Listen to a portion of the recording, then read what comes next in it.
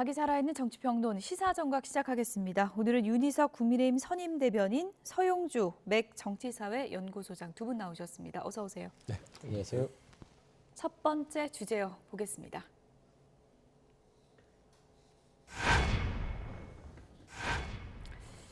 내가 대통령에 반대하는 건 모두가 사는 길이기 때문이다.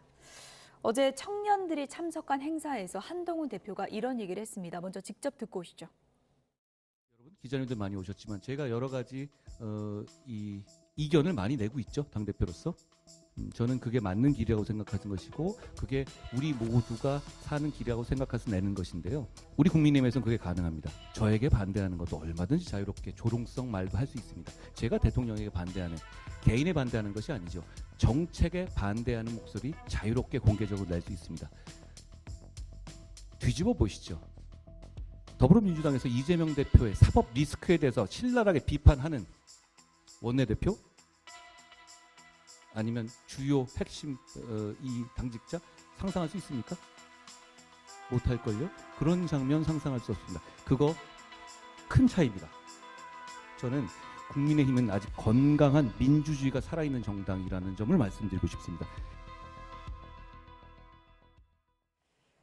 네, 내가 대통령에게 반대하는 것이 개인적인 문제가 아니고 모두가 사는 길이다. 내가 대통령에 반대해야 우리가 산다. 노선을 좀 분명히 한 겁니까? 그렇습니다. 그러니까 그동안 한동훈 대표가 윤석열 대통령에게 끊임없이 말하자면은 하대를 받았다고 해야 되나요? 그런 좀 취급을 당한다 하더라도 끝까지 포기하지 않는 모습을 보이는 것 같아요. 예. 그러니까 저 요지는 공과 사를 구분해야 된다라는 말을 대통령한테 한 것이다 라고 저는 봅니다. 예. 그래서 김건희 여사의 리스크 부분도 본인이 따지고 보면은 김건희 여사를 개인적으로 형수일 수도 있는데 그 형수의 잘못에 대해서 지적하는 게 아니라 예. 공적으로 지금 국정 운영의 가장 큰 걸림돌인 김건희 여사를 공적으로 봐라. 예. 그 리스크에 대해서 해결이 되지 않으면 대통령도 어렵고 대통령이 어려우면 본인도 어렵고 본인도 어려우면 집권 여당인 국민의힘도 어렵기 때문에 예. 이 문제에 대해서 얘기하는 것이다. 나를 이상하게 반대만 하고 뭔가 배신자 프레임으로 보지 않았으면 좋겠다. 저는 그런 얘기를 하는 것 같은데요. 대통령이 들으면 굉장히 불쾌하실 거는 같아요. 공사도 구분 못하는 사람은 내가 보여? 라고 예. 들을 수 있는데 좀 사족은 있네요. 민주당을 비교를 해서 민주당의 이재명 대표의 사법 리스크에 대해서 비판하는 사람을 본 적이 있느냐? 예. 민주적이지 않다 하는데 저 사법 리스크에 대해서 비판하는 사람 꽤 있습니다.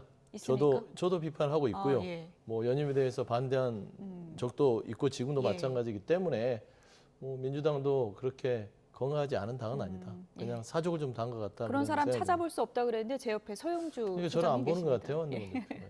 알겠습니다. 어쨌든 용산을 향해서는 나는 멈추지 않겠다. 친윤계를 하기 위해서는 나는 계속 공개적으로 이렇게 당내 쓴소리를 할 거다. 이런 의지를 표명한 거라고 볼 수 있는 거죠. 그렇게 해석할 예. 수 있습니다. 일단 한동훈 대표의 발언은 저희 당이 성역 없이 원활하게 의사소통을 할 수 있고 그런 것을 공개적으로 나타낼 수 있는 굉장히 건강한 정당이다. 이걸 얘기한 거고요. 빗대서 민주당 얘기를 했습니다. 중요한 것은 지금 저희가 의사소통을 원활하게 해서 서로 의견을 이렇게 하나로 모으는 과정을 반드시 겪어야 하는 상황이라는 거예요. 예. 그렇기 때문에 이게 불거져서 갈등처럼 보이지만은 어떻게 모든 일들이 항상 순탄하게만 가겠습니까? 그런 상황이 왔으니까 당대표로서 공개적으로 저런 발언을 하신 것이다. 이렇게 이해해야 되겠죠. 예. 어제 저 행사요. 네. 많은 분들이 또 궁금해할 수 있어서 청년들을 불러서 영면접을 했다 그러는데 예. 그게 무슨 얘기인가요? 그러니까 청년들에게 역으로 예. 당대표가 질문을 받고 대답을 하는 예. 그 과정을 통해서 과연 국민의힘이 청년들을 얼마나 이해하고 있는지 좀 보여드리고 또 청년들께서 궁금해하고 있는 것에 대해서 대답하는 그런 과정을 담은 행사였습니다. 이제는 청년 마음 못 잡으면 전국 선거 미래 없다. 뭐 이런 그렇죠. 얘기도 있더라고요. 한동훈 대표가 아예 그걸 적시를 했습니다. 예. 무슨 전 연령층이 다 중요하지만은 기본적으로 이 청년들이 가지고 있는 저희 당에 대한 어떤 불편함 이런 것들이 상당히 크기 때문에 일단 중요한 그분들에 대한 의견을 반영하고 또 그분들과 소통을 통해서 이해도를 높임으로써 저희 당이 계속 집권을 할 수 있는 기반을 닦아야 한다. 한동훈 대표가 대단히 절실한 의지를 표시한 것이라고 생각합니다. 네, 어쨌든 뭐 한동훈 대표 최근에 뭐 민심 챙기기에 바빠진 거는 당 지지율, 뭐 대통령 국정수행 지지율 모두 뭐 빨간불이 켜졌기 때문이라고 해도 과언이 아닐 것 같은데요. 먼저 최근에 나온 지지율 추이 다시 한번 좀 짚어보면서 얘기 나눠보도록 하겠습니다. 먼저 대통령 직무수행 평가 갤럽 지지율입니다. 긍정이 20, 부정이 70 이렇게 나왔죠.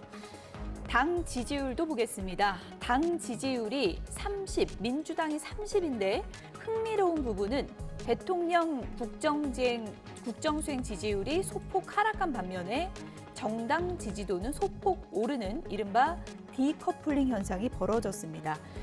지역별로도 좀 보도록 하겠습니다. TK 지지율, 윤석열 대통령 지지율과 국민의힘 지지율을 저희가 좀 한 판에 준비를 해봤는데요. 여기서도 하락세, 상승세, 그러니까 디커플링 현상이 보이고요. 부산으로 가볼까요?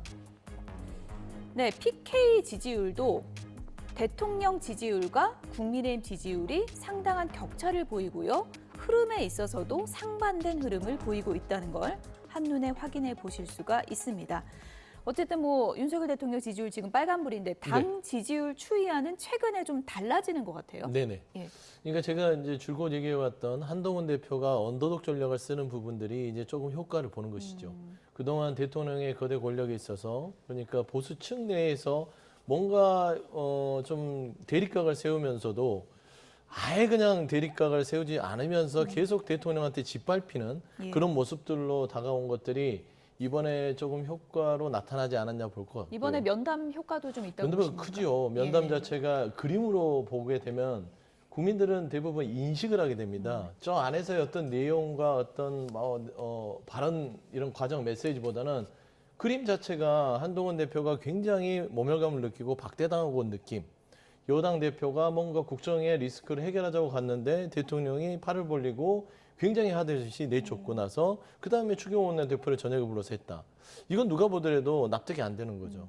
완전히 이제 한동훈 대표는 언더독으로서 사람들에게 따지면 동정표를 얻으면서도 뭔가 당내에서 변화를 이끌려고 하는구나. 저는 그 효과가 지금 디커플링 상황으로 조금씩 나타난 것이고 대통령 지지를 보면 평가할 것도 없습니다. TK부터 시작해서 70대 이상부터도 부정평가가 높고요. 거의 한마디로 말씀드리면 전광판이 꺼지기 직전이다 라고 표현할 수 있을 것 같습니다. 예.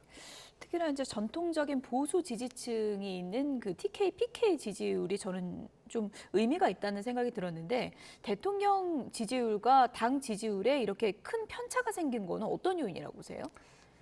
결국은 보수 우파의 본산이라고 볼 수 있는 대구 지역에서 46% 당 지지율이 나왔는데 예. 대통령 지지율이 20%포인트가 적다는 것은 보수 우파들조차 대통령의 행보에 대해서 만족스러워하지 못한 부분이 많다는 걸 의미하는 거죠.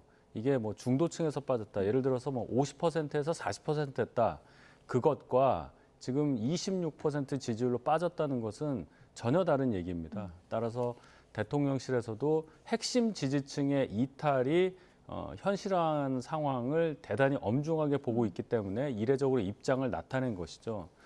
결국은 보수파의 본산이라고 할 수 있는 곳에서 그렇게 생각한다는 것은 향후에 재집권을 위해서는 대통령 용산이 바뀌어야 된다. 지금 상황으로서는 대단히 불편하다. 이 점을 확실하게 나타낸 수치라고 볼 수밖에 없습니다. 예. 용산을 향해 쓴소리를 계속하겠다고 한 한동훈 대표. 보수의 CEO다. 본인을 이렇게 칭하기도 했습니다. 잠시 들어보시죠. 대구 경북은 보수정당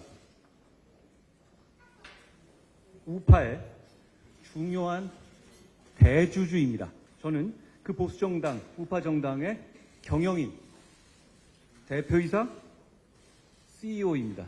저는 CEO가 대주주를 뵙는다는 마음으로 여기 왔습니다. 변화와推신을 방해하기 위해서 말도 안 되는 자해적 이간질로 알량한 이익을 보려는 소수의 사람들도 있습니다. 여기서 제가 한 가지 분명히 해두겠습니다. 저는 여러분들이 만든, 여러분들이 대주주인 이 정권을 끝까지 지킬 것이고 전체주의적인 세력이 정권을 잡는 것을 막고 정권을 재창출할 겁니다. 네, 보수의 본산이라 할 수 있는 TK에서 내가 보수의 CEO다 이렇게 외쳤거든요. 네. 어떤 의미를 담고 있는 걸까요? 일단은 뭐 이번에 당대표가 됐을 때의 득표율이 63%이기 때문에 뭐 많은 보수 지지층들이 본인을 이 말하자면 보수 정권, 보수 집단에 대한 어떤 CEO로 임명했다고 생각을 하신 것 같고 주주총회에서 뭐 그렇죠. 됐다, 주주를 이렇게 이제 보는 당원으로 건가요? 봤을 예. 때는 많은 주주들이 나를 CEO로 임명했다라는 것인데 용산에 있는 그러면 윤석열 대통령은 이제 퇴임한 명예회장 정도 되신다고 예. 생각할 수는 있을 것 같은데 일단은 그렇습니다. 지금 현재 아까 저는 발언 중에 계속 같이 살려고 그런다라는 말 많이 하잖아요. 한동훈 대표가요. 이건 뭐냐면 지난번 대통령과의 면담은 결국에는 한동훈 대표가 본인이 살려고 찾아간 겁니다. 예. 윤석열 대통령을 살리는 게 자기도 살 길을 알기 때문에. 근데 이게 공적인 영역에서의 어떤 충고를 하는데도 대통령이 그걸 사적으로 받아들여는 겁니다.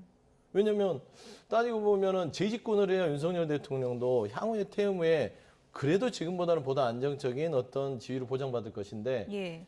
본인의 배우자에 대한 공격으로 사적으로 그걸 인식하면서 이게 깨져버린 것이죠. 그래서 저는 지금 현재 회사를 운영한다는 한동훈 대표가 CEO라면 윤석열 대통령도 뭐 명예회장이든 회장으로서 회사 운영을 사적으로 할 수는 없는 거잖아요. 주주들의 이득을 더 높여주는 방향으로 하는 게 말하자면 사장이나 회장의 어떤 직무 아니겠습니까? 예. 그래서 저는 그런 부분에 대해서 계속해서 뼈를 때리는 돌려서 이렇게 이제 비판하는 어떤 메시지들을 한동훈 대표가 하고 있지 않냐라는 점에서는 용산에서 듣고 있는지는 모르겠으나 윤석열 대통령의 고심 그리고 불쾌감은 고조되지 않을까 그런 네. 생각이 좀 듭니다. 뭐 한동훈 대표가 취임 100일 기자회견도 한다고 하는데 한동훈 대표가 목소리를 높일수록 홍준표 대구시장의 비판 수위도 높아지는 것 같습니다. SNS에 연일 글을 올리고 있는 홍준표 대구시장. 레민 같은 간호들이 설치면 그 당은 더 이상 존속하기가 어렵다. 우리가 피눈물 흘리며 되찾은 정권 모두 한마음이 되시라라면서 당의 단합을 촉구하는 글을 올리긴 했는데 친한계를 레민 같은 간호들이라고 표현한 겁니까? 뭐 그렇게 해석할 수가 예. 있겠습니다. 좀 표현이 좀 세죠.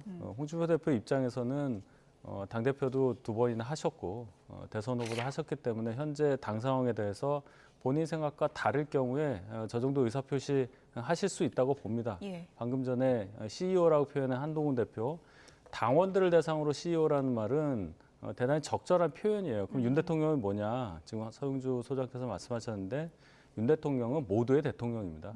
뭐 보수 우파의 당파성을 가지고 정치한다? 예. 그렇게 봐서는 안 됩니다. 저는 그렇게 생각을 하고 홍준표 시장의 경우는 좀 다르죠. 앞으로 대선에도 나가실 것이 거의 확실하고 그러기 위해서는 잠재적 경쟁자인 한동훈 대표 또 현 당 체제에 대해서 비판을 할 수 있는 입장이기 때문에 다만 표현의 수위가 예. 너무 높아서 다른 오해가 없기를 바라는 마음은 항상 가득합니다. 예. 얼마 전에 윤석열 대통령과 만난 이후 표현이 더 거칠어지고 있는데 네. 제가 오해하는 건가요? 아닙니다. 어떻게 보십니까? 저도 그 만남 이후에 예. 여러 번 논평을 했지만 드디어 이제 홍준표 시장의 페이스북과 발언 수에 빗장이 풀렸다. 이제 자신감이 넘쳐나겠죠. 왜냐면 눈치 볼 게 없죠. 뒤에는 대통령이 있고요. 본인은 한동훈 대표가 너무 싫은데 뒤에서 긁어주니까 거침없이 발언들을 쏟아내죠. 그러니까 홍준표 시장께서 보면 참 단순하신 분이에요. 예. 예측이 가능하시고.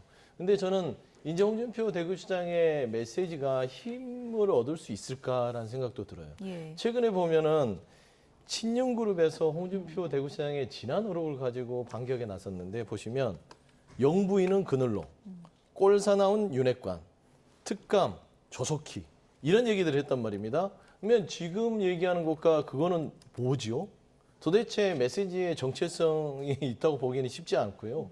그리고 참 저는 좀 안타깝고 한심한 게 하나가 돼서 한 마음으로 뭉쳐야 한다. 무엇을 위해서 그렇게 뭉치죠? 지금 국민들은 저 발언에 대해서 이렇게 생각할 겁니다. 대통령 배우자를 보호하기 위해서 집권 여당과 보수 모든 사람들이 뭉쳐야 되나?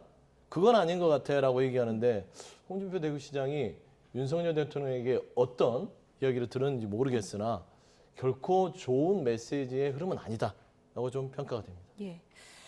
친한계를 향해서 개파의 졸개 노릇을 하고 있다 이렇게 비판하기도 했는데 이런 발언이 진짜 당 화합에 도움이 될지는 좀 모르겠고요.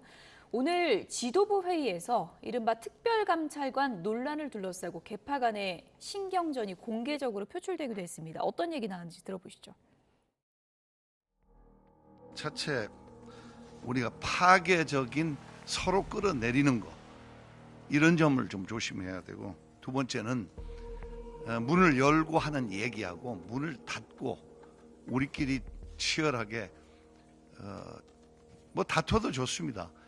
이견과 의견을 교환하는 데 있어서는 좀 조용하게 문을 닫고 너무 남한테 알리지 않고 의견을 종합해서 나와서 분명한 것은 문을 닫고 문을 연 곳에서는 대화 그 내용이 좀 달라야 된다고 생각합니다. 파괴적인 거는 스스로 파괴하는 건 좀 피해야 될 것 같습니다.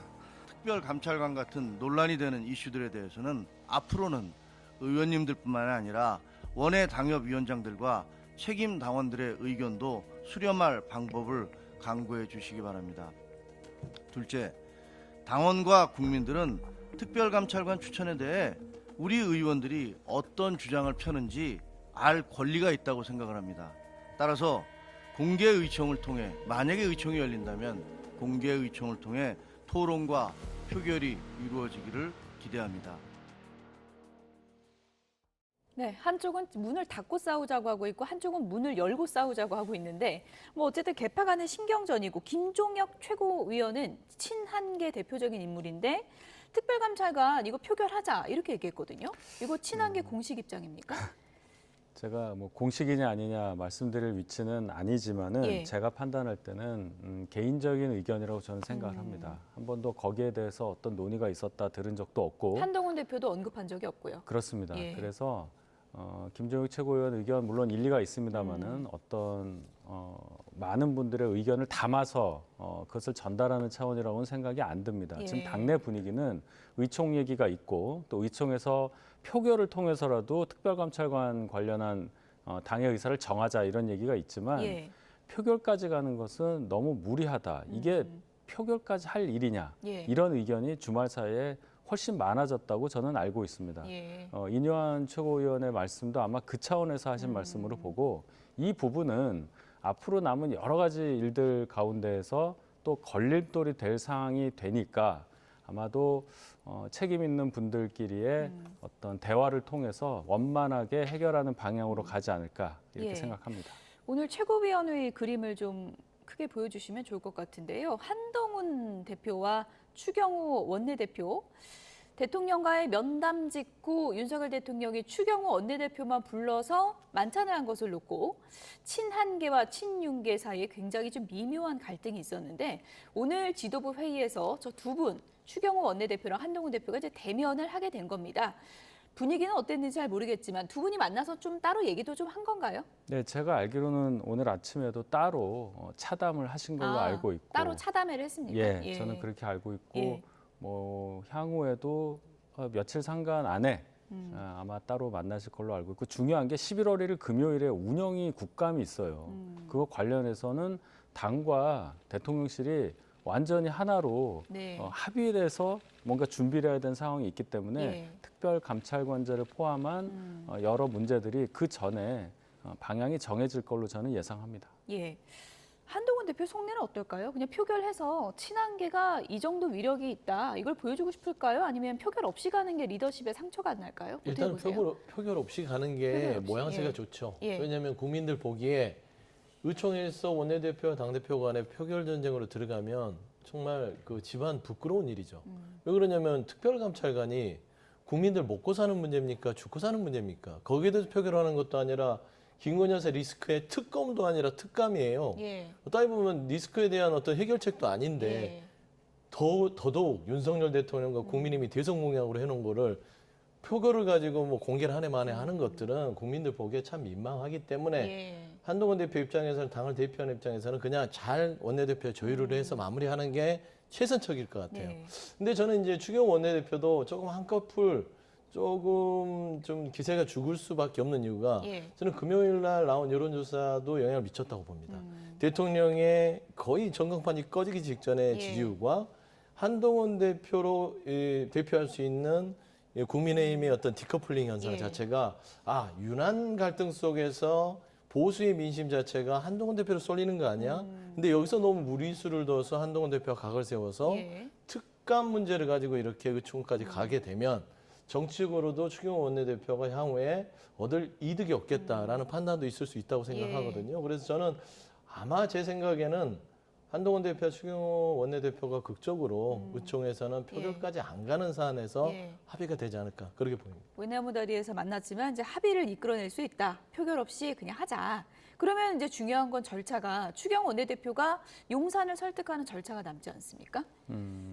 그렇게 볼 수도 있고 예. 아니면 용산에서 선제적으로 뭔가를 내놓을 수도 있는 거죠. 뭐 아무도 모르는 일입니다만은 제가 말씀드릴 수 있는 것은 의총에서 표결 가는 거 네. 여기까지 생각하는 분들은 많지 않다. 많지 않다. 예, 그 예. 말씀은 꼭 드리고 싶습니다. 예.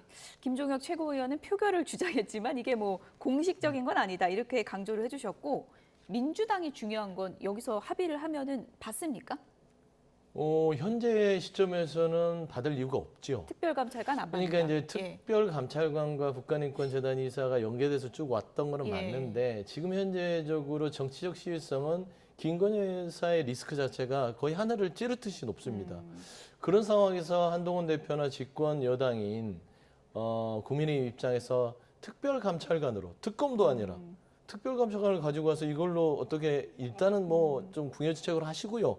그 다음에 특검을 좀 논의하시죠. 이것도 아니라 특검을 우리가 어렵게 해왔으니까 민주당은 해주셔야 되는 거 아닙니까? 라는 것은 협상의 어떤 대상이라든지 재료로서는 충분치 않기 때문에 민주당은 특감보다는 특검이다. 예. 그러니까 아마 한동훈 대표는 당내 특감 문제를 해결한다 하더라도 이재명 대표와의 여야 회동에서 특검에 대한 어떤 또 해법을 가지고 들어가야 되는 숙제가 있을 겁니다. 그래서 민주당은 아마 특검에 대한 한동훈 대표 입장을 듣고 나서 특감에 예. 대한 어떤 협조 여부를 결정할 것이다. 그렇게 보시는 게 맞을 것 조건부 같습니다. 수용 가능성이 있다. 아마 조건부 수용이 아니라 지금 김건희 여사 리스크를 이런 식으로 피해갈 수는 없다라는 예. 국민적 여론이 높기 때문에 특감을 그냥 받아주는 순간 민주당도 민심의 회초리를 맞을 수 있다라는 것이죠. 네, 어쨌든 11월이 코앞인데 11월에 야권에서는 이 키워드를 내걸고 있습니다. 다음 주제 보여주시죠.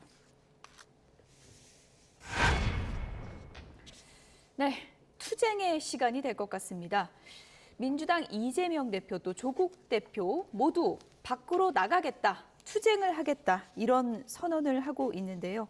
이재명 대표가 한 유튜브 채널에 나와서 이런 얘기를 했습니다. 어떤 얘기인지 들어보시죠. 군부 독재라고 하는 게 이제 검찰 독재. 사람을 압박하는 방식이 과거에는 물을 먹이고 전기로 지지고 그래서 당사자만 집중적으로 했다면 지금은 영장과 공권력을 가지고 요 사람의 주변을 파고 그 주변 사람의 주변을 파고 그 주변 사람의 주변 사람의 주변을 파고 그래서 하나를 잡으면 이 사람을 잡고 다음 이 사람을 잡고 결국 타겟을 잡는 이 실제 성공하고 있거든요. 수없이 많은 사람들이. 근데 그 과정에 저도 있는 거고 소위 연성 독재? 독재 같지 않은 독재를 하는 거죠. 일종의 쿠데타 비슷한 거라고 보거든요. 연성, 친위, 쿠데타. 시스템과 제도를 활용해서 상대를 제거하는 거죠. 네, 이것은 뭐 연성 독재다 표현을 하자면 그렇다라고 지금 이재명 대표가 강조하고 있는데 같이 장애투쟁에 또 함께하겠다 이런 각오인 것 같거든요. 네. 어떻게 보셨어요? 여러 용어를 쓰면서 이제 쿠데타, 뭐 친위 쿠데타 얘기하시는데요.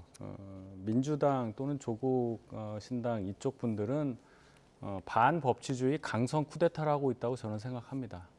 국회에서 청문회를 열어서 모의 재판을 진행을 하고 검사에 이어서 판사까지 겁박하는 사태까지 왔기 때문에 이것이 반법치주의가 아니면 뭐냐 이런 지적을 피할 수가 없을 걸로 보이고 지금 갑자기 추워지니까 나와서 장외투쟁하겠다. 이것은 본인들이 갖고 있는 소위 말하는 1심 판결 예. 2개 남겨져 있는 이재명 대표와 대법원 판결 앞두고 있는 조국 대표 이 두 분의 이 신상 문제와 관련된 거라고 밖에 볼 수가 없어요. 예.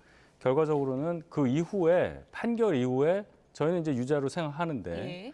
그 판결 이후에 뭔가를 하려면 미리 어떤 장치를 만들어 놓은 다음에 투쟁을 할 수 있지 않겠습니까? 예열 단계라고 보시는 그렇죠. 건가요? 윤석열 정부는 뭐 탄핵돼야 하고 예. 물러나야 하고 이걸 만들어 놔야 판결이 나와도 뭔가 할 수 있는 말이 생기는 거예요. 특히나 조국 신당 같은 경우에는 정말로 판결이 그대로 확정이 되면 조국 대표가 정치권에서 사라지는 사태가 벌어지잖아요. 그럼 당의 존립과도 관련이 있기 때문에 뭔가를 남겨놓기 위해서라도 저렇게 장애투쟁할 수밖에 없다. 제도권 밖에서 뭘 할 수밖에 없는 두 당의 딱한 처지를 그대로 보여주는 사례라고 저는 생각합니다. 조국 대표는 아예 탄핵 선언문을 읽었습니다. 그러니까 투쟁에 앞서서 탄핵이라는 두 글자를 내건 건데요. 네. 장애 투쟁하다 보면 민주당과 이 조국 혁신당하고 이렇게 합쳐지는 건가요? 아니면 따로 가는 걸까요? 현재까지는 합쳐지지는 않을 것 같고요. 예. 그러니까 조국 혁신당과 민주당은 뭐 같은 장애투쟁을 하더라도 온도차는 분명히 있습니다. 조국 혁신당은 윤석열 대통령의 탄핵을 직접적으로 거론하고 나서고 있고 예. 민주당은 김건희 여사에 대한 규탄대회죠. 규탄입니다. 예. 그러니까 김건희 여사가 계속해서 국정에 큰 걸림돌이 되고 있음에도 불구하고 대통령이 공사를 구분하지 못하고 계속해서 본인의 배우자를 보호하는 데 급급하고 공정과 상식을 얘기했던 윤석열 정부가 이게 공정합니까? 본인의 배우자를 지키려고 말하자면 국정의 책임도 버리고 보수 정권의 미래도 버리고 국민의 어떤 민생도 버리는 이런 상황에서는 김건희 여사를 대통령이 사적으로 못 버리면 공적으로라도 버릴 수 있는 그런 계기를 만들어주는 상황을 만들어야겠다는 게 민주당의 입장이고요. 예. 조국 혁신당은 태생적으로 윤석열 대통령 탄핵하겠다고 나선 당이잖아요. 예. 3년은 너무 길다. 예. 그 말은 말하자면 3년 이내에 윤석열 대통령의 어떤 위치를 변화시키겠다라고 했기 때문에 조국 혁신당은 본인의 정당의 태생처럼 지금은 극도로의 지금 국정 운영의 혼란에 대한 메시지를 탄핵 규탄으로 지금 처신을 하기 때문에 민주당은 일단 현재까지는 김건희 여사 규탄대회로만 한정지어서 하는 걸로 아마 공식 입장이 그렇게 밝혀진 걸로 어쨌든 알고 있습니다. 키워드는 서로 다르다. 아예 다르죠. 아예 다르다. 네. 이렇게 강조를 해주셨고 최근에 여권을 향해서 공세를 높이고 있는 야권이 북한의 러시아 파병을 놓고도 정부를 상당히 강한 강도로 비판하고 있는데요. 한기호 의원의 문자가 노출된 것을 놓고도 민주당에서 이렇게 공세를 퍼붓고 있습니다. 지금 이제 보고 계신 이 문자죠. 한기호 의원과 신원식 안보실장 간의 문자입니다. 우크라이나와 협조가 된다면 북괴군 부대를 폭격, 미사일 타격을 가해서 피해가 발생하도록 하고 이 피해를 북한의 심리전으로 써먹었으면 좋겠다 하니까 신원식 안보실장이 잘 챙기겠다라고 답장한 이 문자가 공개되면서 논란이 된 바 있습니다. 물론 대통령실은 이게 정부의 공식 입장이 아니다 이런 입장을 밝힌 바 있는데요. 민주당에서 어떤 얘기들이 나오고 있는지 내용을 좀 들어보도록 하겠습니다. 결국은 전쟁 사주 그리고 그것이 결국 이제 저희들이 쭉 지적해왔던 계엄 음모 이런 것들이 다 연동되는 것의 핵심은 권력 유지고요. 아주 심플하게 생각한다면 결국은 역지사지를 해보면 되는 것인데 지금 권력의 중심이 김건희 여사의 머릿속엔 뭐가 있겠습니까? 감옥 가기 싫다. 이것이 모든 문제의 본질이다 이렇게 보고 있습니다. 계엄 음모는 여전히 진행되고 있다고 보십니까? 아니면 혹시 그 문제이기 때문에 봅니다. 김건희 여사의 의혹을 적기 위해 3차 세계대전의 불씨를 한반도로 가져오려는 것입니까? 한국 전쟁은 아직 끝나지 않았습니다. 언제든 재발할 수 있는 휴전 상태입니다. 윤석열 정권이 가져온 작은 불씨가 전 세계를 집어삼킬 수 있다는 걸 명심하기 바랍니다. 네, 뭐 엄청난 전쟁으로 이어질 수 있는 작은 불씨 아니냐. 민주당에서는 지금 이렇게 공세를 퍼붓고 있는 거거든요. 발언의 수위가 과하죠. 전쟁 사주라니요. 우리나라가 그럴 힘이 있는 그런 국력을 갖고 있는 나라냐. 절대 그렇게 생각하지 않고 뭐 전 세계까지 얘기를 하는데요. 예. 108명의 저희 당 국회의원 중 한 분이 개인적인 의견을 군에서 교류했었던 또 당에서 교류했었던 정책실장과 한 겁니다. 윤상현 의원은 뭐 군인 정신 아니냐 뭐 이렇게도 얘기하던데요. 그 두 분이 다 예. 삼성 장군 출신이라 예. 그런 대화가 오간 거 정도로 보고 국방부 장관이 바로 부인하지 않았습니까? 예. 그 정도 선에서 그쳐야 하는 일이라고 생각합니다. 국민의힘에서는 뭐 이런 거 비판하는 것까지는 알겠는데 김정은 위원장부터 좀 비판해야 되는 거 아니냐 또 이렇게 맞받아치고 있습니다. 김정은 위원장에 대해서 예. 민주당은 줄곧 정상적이지 않다라고 얘기를 해왔어요. 북한이라는 나라가 정상적인 집단은 아니잖아요. 그 정상적이지 않은 집단에 대해서 매번 욕하면 뭐 할 겁니까? 규정은 돼 있고 중요한 거는 지금 말하자면 한교 의원께서 국가안보실장과의 나눈 대화입니다. 이게 어떻게 사적인 대화가 될 수 있어요? 이건 공적인 대화예요. 그리고 우크라이나 전쟁이 지금 계속되고 있는데 여기에 왜 우리가 끼어들어요? 잘못하면 남북 대리전이 될 수 있는 상황에서 한반도 정세에 악영향을 미칠 수 있다는 점에서는 좀 신중하고 사과를 해도 불구한데 가소롭다고 한교 의원이 그랬어요. 말이 됩니까? 그런 부분에 있어서는 좀 안보를 책임지는 현 정권의 군 출신 고위 관료들은 좀 정신을 좀 차렸으면 좋겠다 그런 말씀드립니다. 김민석 최고위원의 계엄 얘기가 이번에 또 나왔는데 네. 이거 계엄과 뭐 연관 지을 수 있을지는 뭐 두고 봐야 될 문제 같습니다. 지금까지 윤희석 국민의힘 선임 대변인 서용주 맥 정치사회 연구소장 두 분이었습니다. 고맙습니다.